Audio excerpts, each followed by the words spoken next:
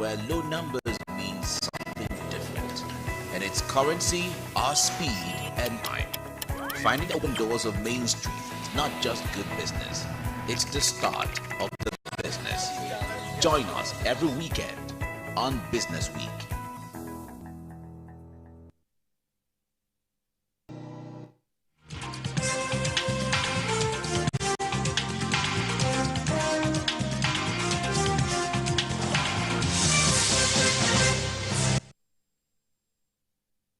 Hello and thank you for joining the Monday edition of Journalist Hangout. I'm Ayodele Ozubakun. Today on the program, Arewa Consultative Forum condemns relocation of key departments of FAAN, that's FAAN, CBN, says decision will underdevelop the North. And later on the show, court nullifies 800 billion naira Rivers 2024 budget passed by pro-Fubara lawmakers.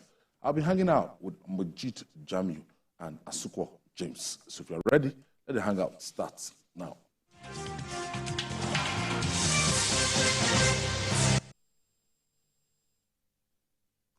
Thank you for staying with us. That an idea is right and beneficial does not mean it will be widely accepted, while a popular idea may not necessarily be right. The Pan-Northern Social Political Organization, Arewa Consultative Forum, ACF, has condemned the relocation of key departments of the Central Bank of Nigeria, CBN, and the Federal Airport Authority of Nigeria, FAAN, to Lagos by the current administration. According to ACF, the relocation is a deliberate ploy to further underdevelop northern part of the country. Asukwa, we spoke about this afternoon. And in this release signed by our friend Yerima Shetima, that is talking about FAAN and the Central Bank of Nigeria. Can you give us the justification by the federal government or an insight into why this move was necessary? Okay, so first, for the CBN, they just looked at the key operations. Okay, the key operations, the banking or department that they feel should relocate to Lagos. The banking and supervision department, other financial institutions supervision department, consumer protection, payment system management, financial policy regulations. So these are key departments that they want back in Lagos. And they also gave reasons. They gave reasons of insecurity for some of their officers who want to travel from Abuja to other places, and they don't want to spend money in saying you have to fly to the place. Sometimes you have to drive. For instance, if they want to go to Kogi now, and they're in Abuja, they don't need to fly to Kogi. They have to drive, and they are looking at insecurity. Okay, they have looked at it and they said, okay, insecurity. I think the major one is about the Abuja office, head office. That office was actually built to cater for only 2,000 staff, about 2,200 staff. That big edifice. That big one that you are seeing. So it's just, I don't want to say it's big for nothing, but at least it's just big, okay? But people think because it's big, then it can accommodate the whole Nigeria. No, there are safety concerns for every building in Nigeria. And so now, the building is taking close to 4,000, people. So the new CBN governor is now looking at, we have so many staff right here in this same building. And if, for instance, something happens, it means that everything that concerns Nigeria's economy is gone. So why not we go back and begin to look at how we can, the one thing about Nigeria. We have such facility in Lagos? We have. In fact, the one in Lagos is beautiful. It's beautiful. In fact, it was built, then they left it, and they went to Abuja. Almost as big as the one. As big as the one in Abuja. At Tinubu there. Yes, the opposite stock exchange. Yes, stock exchange. That was where, when the people were looking for how to change their money, that was where people went to. Okay. Okay. So, so we have a very big edifice in Lagos. And so they are looking at move a lot of staff, even half of the staff, back to Lagos, so that they will be able to interact. And don't forget, Ayo, most of the banks in Nigeria, their head office is headquartered here in Lagos. So if they want to interface, they can easily go to their headquarters. Yeah, they can be supervising whatever they are doing. So it is not about what they are thinking. We are not depopulating the north and making the south higher, but we are trying to look at efficiency here. So this is the CBN. Yeah, this is it. So it can only accommodate just 2,000 people. You know, for Nigeria, we don't consider health and safety. Okay. You know, that is the major thing. Ayo. MJ, let's talk about the CBN first. That's the 40. Now, beyond beyond health and safety, more than 60% of the transactions emanate from Lagos. Interbank settlement, Nigerian interbank settlement system. Most of the organizations involved in the security architecture of the banking system are based in Lagos. And apart from the fact, and like I said earlier, 60 to 70% of all the transactions emanate from Lagos. So a host of the core banking supervision role of the CBN, they have to move all their staff from Abuja to come to Lagos. Now, I don't want the ACF, the Iowa Consultative Forum, to read political meanings to this. Apart from the health and safety issues and the structural defects they are talking about, or rather structural concerns about the building in Abuja, we have a lot of empty space lying fallow at the former CBN headquarters in Lagos, which has now become the annex, and it's just been renovated too. So it's only normal, or it makes a lot of economic sense. And what it means now is that those who fly from the CBN staff that flies from Abuja all the time to come and do the banking stuff here, they don't have to fly again. The moment they are residents in Lagos, they only take internal taxi. Not they don't have to fly from Abuja, take tickets, and also take airport taxi. So it will just be a routine thing. It even makes these things faster. So I don't think people should read meanings to it. And I think we should give a kudos to the CBN Governor, Yemi Cardoso, for taking this bold step. It's going to reduce costs on the long run, especially in terms of the cost of personnel involved, the overhead cost for the personnel involved in banking supervision and related matters. That's the way I viewed it. So it shouldn't be viewed as a way of depopulating Abuja or depriving the North of the much-needed economic. No. I don't think we should see it like that. Now, the Federal Airport Authority of Nigeria, FAAN, what's the issue? They are also concerned about not until even the minister even talked about that FAAN, they don't even have an office in Abuja. People don't know. They just feel that, okay, when we are moving to Abuja, everybody moves to Abuja. They don't. They don't. Yeah. But in Lagos here, they have headquarters, just opposite MM2. MM2, you know, and it just lying there fallow. So they just have few, you know, members and staff members just moving up and down. And if you look at Lagos passengers, Lagos has the volume, the highest volume in Nigeria, both international and domestic. Close to 3.5 million passengers in Lagos, you know, every year. And so if you look at the volume of passengers, you know that Lagos has more work than even Abuja. So it only makes sense for you to have more people who are to be in Lagos for them to be able to do this work. Don't forget also in Lagos State as a whole is even planning on the airport in Ekpe or a Lekki area. So I think it makes sense to have fun here. Thank you for joining us. Hello? Hello? Yes, thank you for joining us. Yeah, my name is Wale. Okay, Wale, please go ahead. Yes, sir. Yeah, concerning the issue of the Central Bank of Nigeria, moving from Abuja down to Lagos, I can recall last year when the governor Emefiele was still a central bank governor.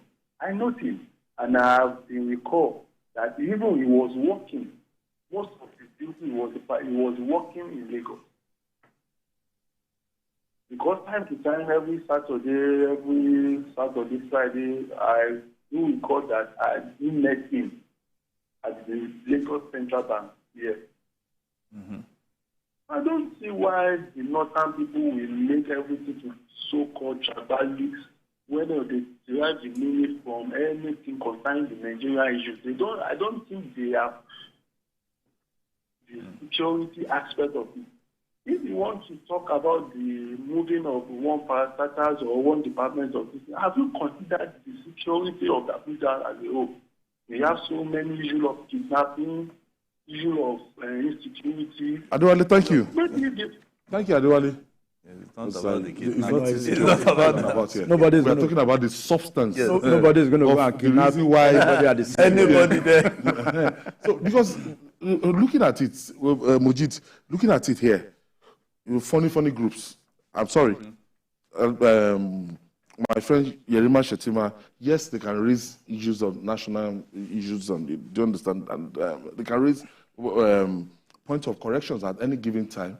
And you also have our friend from LASU, one man soldier, Murik, Muslim right agenda. These people write even sites. No, even I think Yoruba Youth Forum. Yeah, yes. So whatever. Yes, so the coalition of whatever. They have also responded. Funny group. They have also responded. I think we don't even need that now. Yeah. It's not about so the thing ethnicity or religion. Basically, that's why I said earlier that it is not an attempt to depopulate or to de-emphasize the economic importance of the North. No, as Arewa Consultative Forum was suggesting. Even somebody just, the last caller just mentioned the Emefiele. Emefiele operates for the better part of his 9 years. In Lagos. He does Mondays to Wednesdays in Abuja, and Thursday to the weekend is in Lagos. He operates from the Lagos office. Yes. So, and we have ample space in Lagos. That's for FAAN, for example. FAAN has a lot of empty offices in Lagos. Why they went to Abuja to be paying rent, enormous amount every year on rent. Whereas they have their property. Whereas Lagos is the aviation hub of Nigeria, with more than 70% of the flights, but more than 70% of the international flights only gets to Lagos. With only about 20 or 30% taking off from Abuja. And even the ones that take off from Abuja, they will have to go to probably Togo or Accra to fill up. So we know some of these things. Turkish Airlines only started its Abuja route this January, whereas they have been flying out of Lagos for more than 20 years. The same goes for so many other airlines. So they might stop over in Benin Republic or... Yes, to pick more passengers. Yes. That's what most of the airlines do. The ones that take off from Abuja, yes. They will, because they might not get enough passengers. That is it. So it only makes economic sense to come back to where the hub is. Lagos is the economic capital. Okay, let me pick another call. There's no doubt about that. Thank you for joining us. Hello. Abdullah, thank you. Okay, I can hear you. Yes, please go ahead. Okay, my name is Abdullah. I'm calling from Abuja. Okay. Concerning the issue of movement of FAAN and some key department of CVN to Lagos, it's already generating a lot of noise outside here. And then people are perceiving maybe there is a hidden agenda of the government and so many things like that. So I know the government will be sensitive in this matter, but please, they should try and make people, maybe create some awareness about why they are doing this kind of a thing. Thank you, Abdullah. By the next time now, maybe we'll move one section or one ministry or one agency to Lagos again. You will see what will happen. So I just want government to, please, before they do this, they should create awareness so that people will understand the real reason behind such things. Because in this country today, people are perceiving anything that government do, people perceive it as either ethnic, political, or religious, or what have you. Thank you, Abdullah. Thank you for your contribution. I think that's our responsibility. Yes, exactly. I think we have to tell the public. And that's why we are making all these explanations. We still have the secretariat rotting away. You know, the federal secretariat. Yes. You know, for almost people should all look at things like that. If we have facilities that are rotting away, what do we do with them? You know, if government wants to use them properly, we shouldn't castigate the government and begin to bring connotations that will, drag us back. They allege that it will underdevelop, is an attempt to underdevelop the North. I still don't see the correlation between development in the North and the movement of some offices to Abuja, from Abuja to Lagos. I can't find that correlation, honestly. And I think some of these political and social-cultural groups should be mindful of the kind of situation we have in the country, by the volatile nature of we have in the country, by not further inflaming it. Because it's like we are sitting on a keg of gunpowder already. We don't need things that will further cause chaos in the system by issuing this kind of statement that is an attempt to underdevelop the North. How will that happen? I still can't figure it out.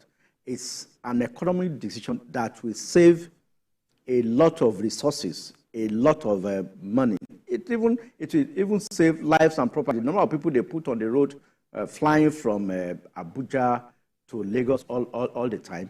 I mean, in fact, those who could not be accommodated at the CBN office in Lagos, I mean, there are branches in Ibadan, Abeokuta, that are underutilized. Some of them could be posted into those places. Exactly. But you discover that most people want to be in Abuja. I don't know why that is so. A building that was meant for 2,200 people now houses more than 4,000 personnel.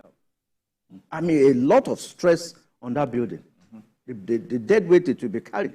Apart from that, when the structure, you see some offices, you go to the CBN, you see some offices overcrowded. And it's not even good for safety concerns and at the CBN. All right. Moving on now, down to Lagos State. Environmental sustainability has become a critical issue in the face of global warming and climate change. In an attempt to keep the environment safer, the Lagos State government has announced a ban on the user and distribution of styrofoam, that's styrofoam and other single-use plastic in the states with immediate effect. The State Commissioner for Environment and Water Resources, Tokunbo Wahab, said the decision was reached following the menace which the single-use plastics, that's especially styrofoam, is constituting on the environment. You can just take a look at this site. Wow.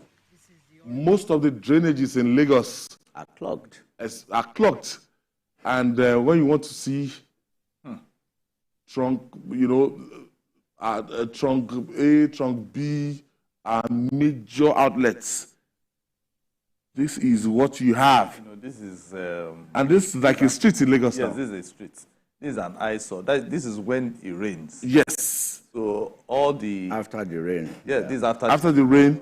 So this is what we've cost. Yes. Now, this is as a result of us leaching our environment. It's not only this. You can see that we also have PET bottles too. Yeah. So that is another problem on its own. You know, so we keep saying that government is not doing its own part. What of the citizens? We, the citizens, you know, in our area. So you mean that people, when the floods like this, you can sleep in this environment?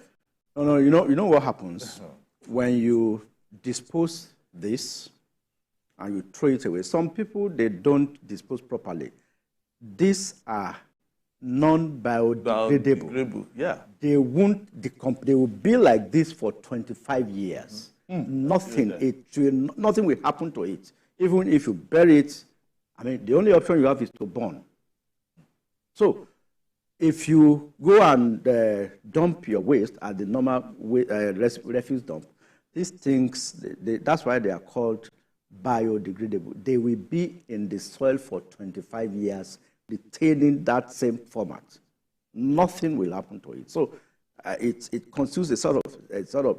So the Lagos State government spends billions of naira every year to clear the drains which are clogged by this stuff. You can see this is shortly after a rainfall, and you can see after the rain, you see this littering because the road. I see a lot of people anytime it rains in Lagos. Yeah. Look at Lagos State government look at this. Yeah, whereas this we is are the all, state of these people. Look at it, and I look like so most of the people. It's one of the sinking cities in the world. Yes, of course. You know, sea level. Some of the now this is non-biodegradable. You see most of these things at parties, motor parks, garages. Exactly. All those women are always carrying food. Food. Yes. This is rice 100 naira for me. Yes, exactly. Rice 100 naira. That is it. 150 naira. And the moment 5 naira. The moment they finish eating it, they throw it away. Yeah. Now it's becoming even more now because most people cannot even afford to cook. We are not patriotic. We don't like our country. We don't like our environment. And we don't dispose these things properly. If you love your country, you will not eat and whatever you eating and just throw it anywhere you like. You need to go to Mushin and all those areas and see on the market, after the market, they go there in the following morning and you see what to see. I think the Lagos State government will also have to come up with enlightenment, campaigns. Now that they want to ban this styrofoam from being used, they need to come up with a strategy. Enlightenment. I think the ban is with immediate effect. Yes, we know with immediate effect. But let me tell you, if you go to this Aladilola, you still see people still using it to sell rice. So that one is immediate effect in Nigeria. No, so we know that at least in the next 1 month we'll still be seeing it. They'll be using it. So first, Lagos State will have to talk to the manufacturers whether they're importing. The importers will need to stop them. No, they're not even importing. So if they are doing it here, yes, they need to stop them. Yeah, they need to stop them from. They need to close the. Stop them from doing it, and then see how that company does not crash. That is one. Then two, they need to enlighten people on how to keep the environment clean, especially PET bottles and every other material. Because after this styrofoam, there will be another thing that they will bring out. Because stuff like this, also destroys the aquatic life. Yeah. Because once you go to our beaches, you still see them. Some of these are emptied into the flying everywhere. Yeah. It's just floating everywhere on the sea. And Atlantic will not take this. Of course. Back. Do you know when once Olushola is calling us from Ibadan? Yes. Good evening. Ayo, how are you? Very well, thank you. All right, Mr. Majid and. Asuko, good evening, sir. Good evening, now, sir. Good evening. Honestly, I want to appreciate the government of Lagos State for doing this. This thing has also been causing a lot of trouble in our villages. And as well, it has been bringing things, making life very tough, especially the passage of water during rainy season. So for me, I appreciate it. But I would like them to do something, to work after talk. Not talking it that they are banning, but making sure that there are people to enforce these things, because Lagosians, we stop on small. So when they work it out for us, at peace, we work out then. Our buildings and other structures, even the roads they are constructing for us, it will be very good. I'll be able to flow in, flow out with our vehicle during any season. Thank you. I'm coming to have good day with us. God bless you all.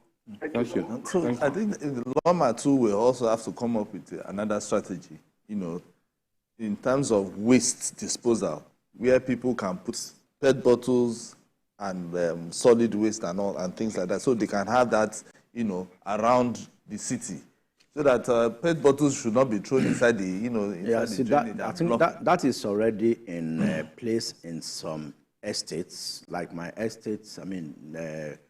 Tush estate. No.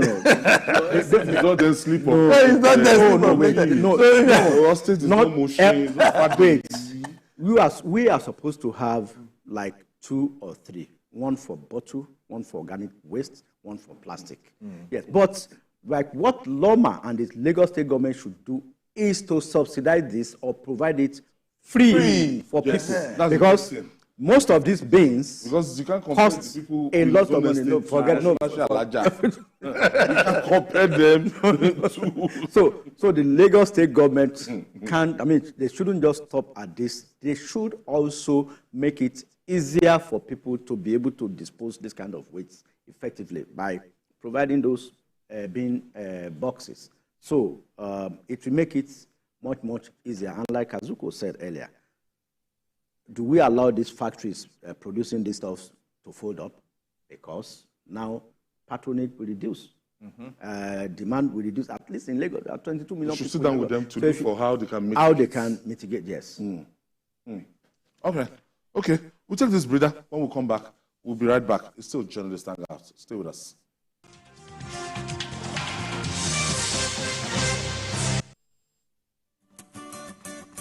In today's world, our lifestyle, both at work and at play, depends on connectivity. Our connectivity depends on the devices that make it possible, and these devices depend on electric power. When power fails, our life shrinks, our work drops, and our joy dips. JRB Solar Energy Systems are here to ensure that we enjoy uninterruptible power, uninterruptible joy. Whether you're running a business, an institution, or just a home you return daily to rest, JRB has got you covered. No project is too big for our super digital inverters, long-lasting batteries, and efficient solar panels. Go. Dream on. Change your world. JRB solar inverters, batteries, solar panels, solar streetlights, and more. Telephone 0906 752 1111. Email sales@jrbsolar.com. With JRB, the sun's gonna shine on everything you do. The Honorable Minister of Communication, Innovation and Digital Economy, Dr. Bosun Tijani, in collaboration with His Excellency, the Governor of Kano State, Malam Abakabir Yusuf, will host the 11th meeting on the National Council on Communication, Innovation and Digital Economy on the theme, Leveraging Digital Technology and Innovation to Drive Nigeria's Economic Growth and Development. Date 22nd to 26th January 2024. Time 9 a.m. daily. Venue, Coronation Hall, Government House, Kano State. Announcer, Engineer Farouk Yusuf Yabo, RNG FNSC FSEN.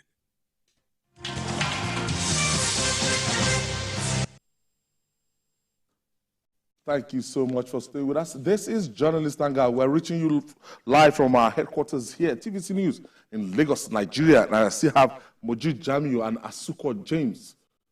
Some rogue policemen were at it again, but it's good to hear that they did not go scot-free. The River State Police Command has arrested 3 police officers for abducting and extorting more than 4 million naira from travelers in Abia State.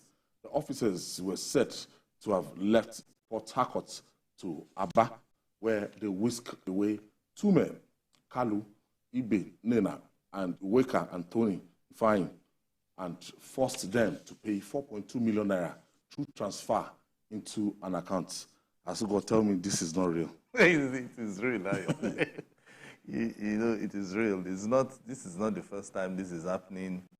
Or the Rivers Command is being Police linked. will ask me to transfer 4.2 million naira. And I think it's not the 4.2 that you know. It can be maybe cryptocurrency or even a DOM account. So don't How? Don't you wait? You say how? It can be crypto. You say yeah. What have I done? What have I done? What will warrant that? So it depends. You know that, what will wait you and first. What will you find? First Exhibit. they will stop you when the police stops you.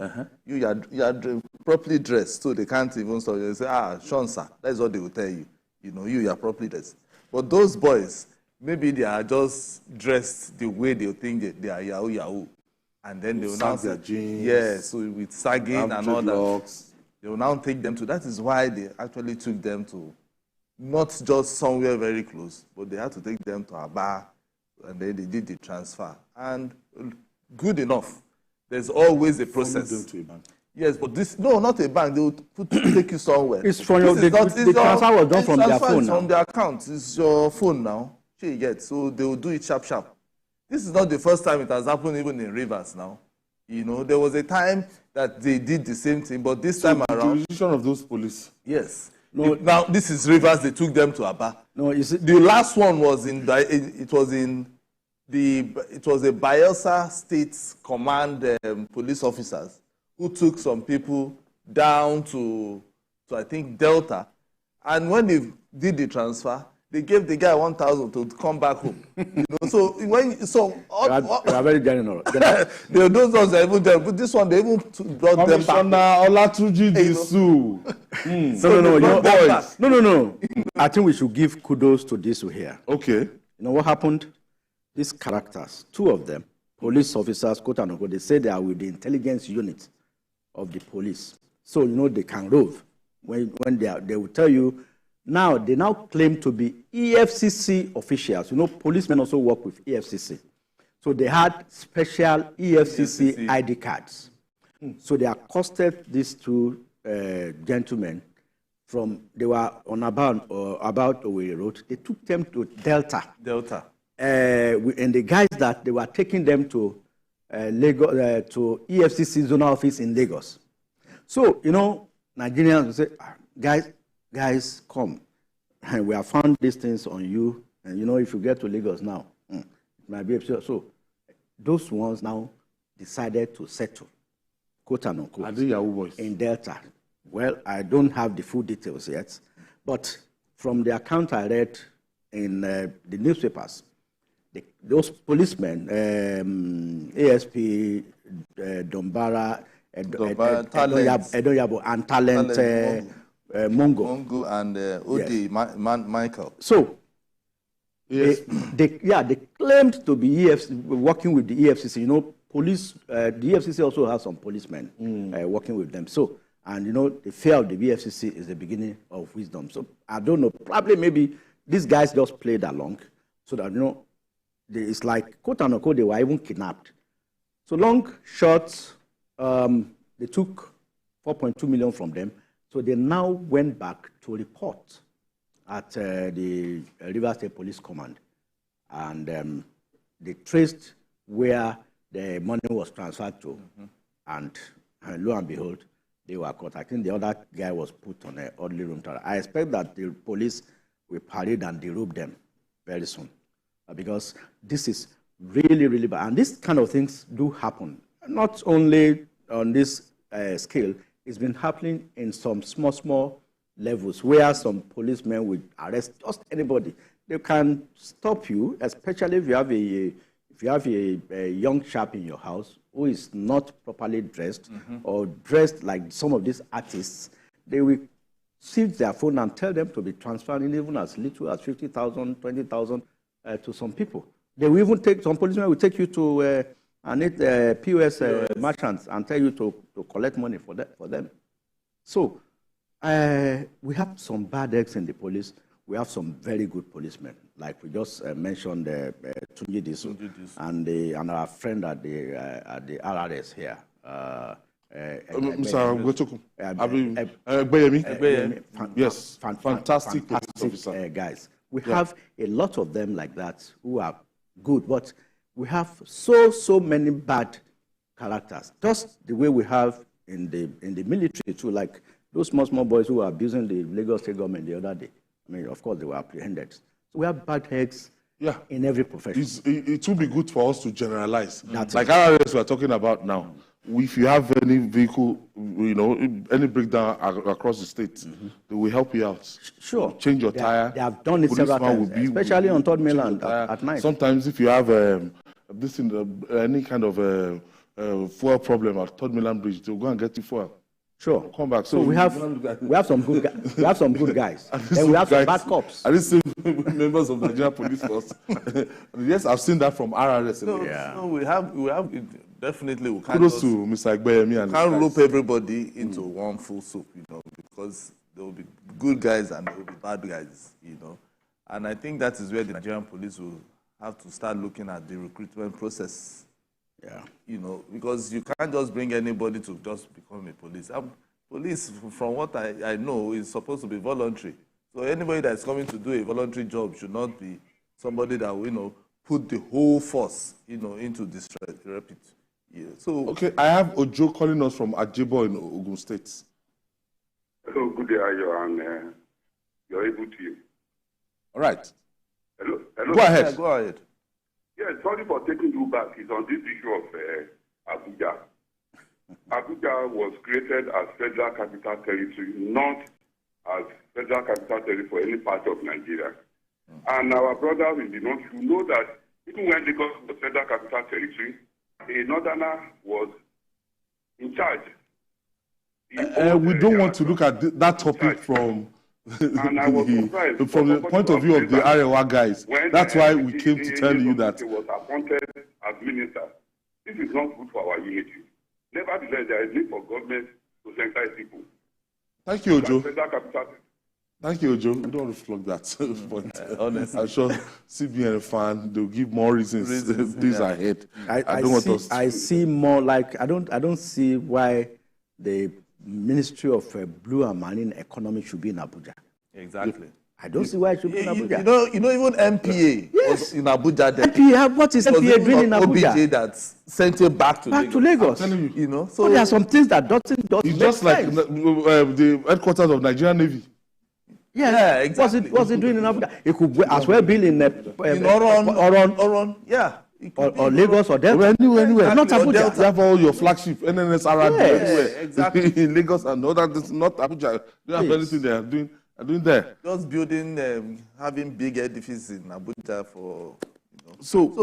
Back to for the police, I think I was just thinking. I said, how do we even stop this? Is it possible that the command begin to have badges? When once you're a police officer is moving from one particular state, as in out of his own jurisdiction to another, they should be able to identify him. Whether Lagos to Ogun State, Lagos will have LG, then Ogun State will have OG. So once a police officer moves away from Lagos and is going to Ogun, any police officer that sees him should be able to say, okay, this is somebody that is not from us, from our states. They should be able to identify him. Because just like I said, the one in Bayelsa, I remember then when this story was going viral, they were all saying it's Rivers Command, until Rivers Command now did their own investigation. And then they now noticed that those police officers were actually from Zone 16 in Bayelsa. So these are, and they collected 6.5 million from the guy and gave him 1,000 for him to go back. Wow. So if you look at all these things, it's for us to now look at how we can, streamline the police force and make sure that the bad ones do not give the good ones a bad name. Yeah. Ibrahim is calling us from Oshogbo 6.5 million. And you give me 100 naira. No. Well, I have friends in the Nigerian police force. I'm sure this is not an affordable thing. I'm not going to diss them. Yes. Ibrahim. Yes? Yes, go ahead, please. Yeah. Good evening. Good evening, Ibrahim. Mr. Ayo, I'm Ibrahim calling from Oshogbo. All right, go ahead. Yeah, I just want to add to the comment on the corruption by some police officers, especially those who staying on the road. Can you hear me? Yes. I can hear you, most of the police officers staying on the road. There are too much roadblocks, and most of them take this 50 naira, 100 naira, 200 naira from vehicles. And I think that is even adding to the insecurity issues we have. You understand? Some people might be kidnapped, in the car, and once they give them 200, 500, they just, just leave them and they don't even search.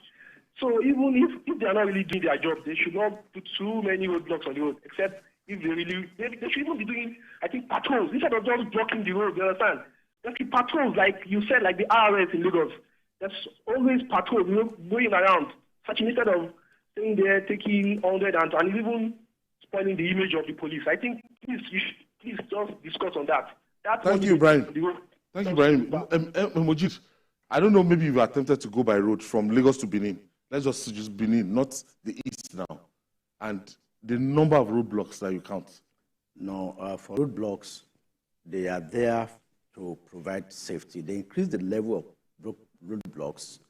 But the last call, Ibrahim was saying that. But you know, every good intention, people, some of these officers tend to mess it up. So I travel between Lagos and Ekiti all the time.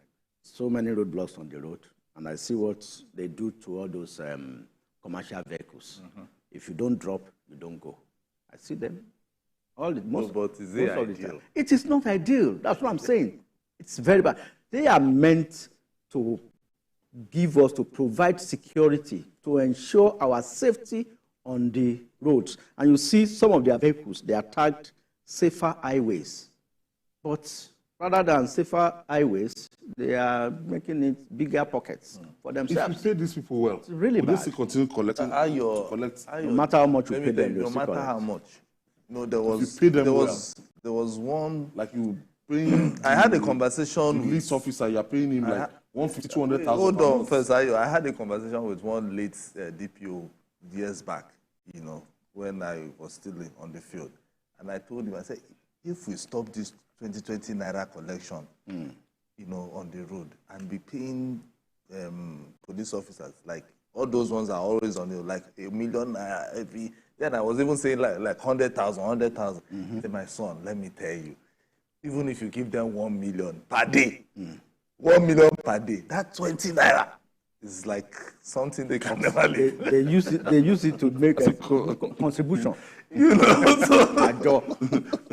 finally,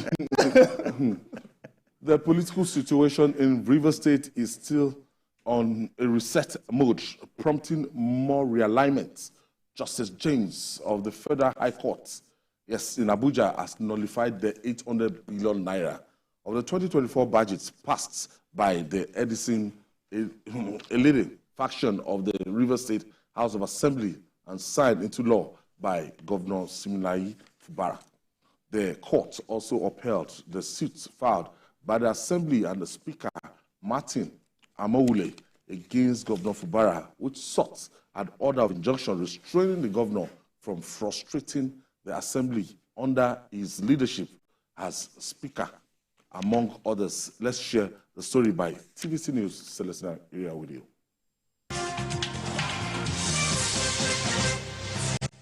Constitutionally, all actions taken by Edison Ehi as the Speaker of Rivers State House of Assembly and 3 others have been nullified by the court. Governor Fubara will now have to represent the budget to the legally constituted House of Assembly under the leadership of Martin Amaewhule. The court also restrained Governor Fubara from frustrating the activities of the House of Assembly under Mr. Amaewhule. The court insists the National Assembly has no power to take over the activities of the Rivers State House of Assembly when it still performs its legislative duties. The Inspector General of Police have been ordered to give protection to Martin Amaewhule. The court also ruled that withholding of the State House of Assembly funds by the governor is unconstitutional. Also, the redeployment of the clerk and deputy clerk by the governor is null and void. Justice Omotosho ordered the clerk and the deputy clerk to resume office immediately and unhindered. Governor Fubara was ordered to release all monies staying in the credit of the House of Assembly to Martin Amaewhule. In clear terms, condemned various acts of the 11 defendants, that is the governor, and equally the acts of the Honorable Ehi Edison, who are purported to be the speaker. The governor, his lordship, in clear terms, declared that as of today, the National Assembly do not have any reason or justification to take over the constitutional functions of the Rivers State House of Assembly. The doctrine of separation of power is to allow the three arms of government, the executive, the legislature, and the judiciary, act independently without undue interference, but also ensuring there are checks and balances. Celestina Iria, TVC News, Abuja.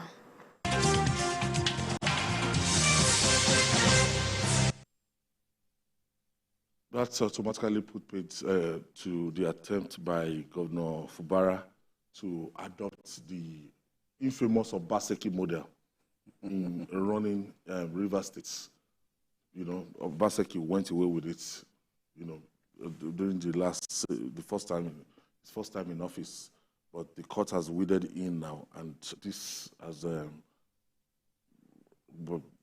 court has ordered that look, they should recognize the Speaker of the majority members of the House of Assembly. Yeah, I think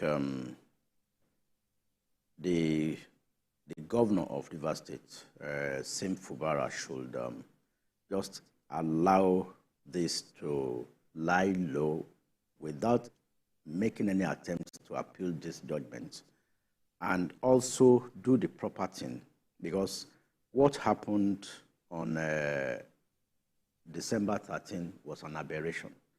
You took 800 billion budgets to 5 men. Out of 32. Oh, yeah, 31. One died. One died. And the following day, you assented to it. It was passed. No first reading, no second reading, no deliberation, no committee set up. It was given express. The Lagos budget took, in fact, before the World Bank can agree that we have a budget, it must spend at least 2 weeks. That is the standard norm. And Rivers can be an exception. So, 5 people, they do not even form a quorum. I think we are. And there was a court ruling on November 30. Yes. Which recognizing the Amaefele faction. Martin Amaoli faction. So, and that order by this same Justice James Omotocho was, that's why the man was furious today when he was saying, I mean, he went ahead to say that the clerk of the assembly and the deputy clerk must be returned. Because you may be playing your politics well, but when it comes to the issue of the Constitution and law and order, I think it should be respected. So I advise the governor, I think the factional speaker now has resigned, is now the chief of staff to the governor. So the chief of staff should advise the governor to represent this budget to the properly constituted majority of the assembly. That has, I think, 26 members. 25 members. Yeah. So I think they should just do the right thing and obey the court order, or else they can still go to the appellate court, because I see that there's still that tug of war between who is really in charge. But I think it's not in the interest of the people of Rivers for this thing to continue to drag. But of course, as it is now, Rivers State, as of today, has no budget 2024. Now, from the look of things, now the court has ordered this, and the governor said no price is too high to pay for peace. Yes. So that means we don't expect him to appeal this. No, I'm not sure the governor wants to appeal. And don't forget that there's a kind of agreement. Yes, there's an 8-point with the president. Yeah, a point agreement that they reach with the president. But there are still some other people who are already in court. I know the Rivers elders took these same lawmakers to court over the constitution, whether they are even members of the assembly or not. And I think that case is even tomorrow. So we don't know what the Federal High Court in Port Harcourt will be ruling, because it's also the same court of coordinated jurisdiction, which is, So we'll be looking at what they will be ruling, because they are also saying that, you people defected to another party, and automatically you ought to have lost your seat. You should have lost your seat. And then the PDP. Now, a court also solved this because, they were saying that there was an issue in PDP. Court also said that there was no issue. The person in PDP. So there's a lot that is happening. But for Rivers, what we should be looking at is for how there will be peace in Rivers.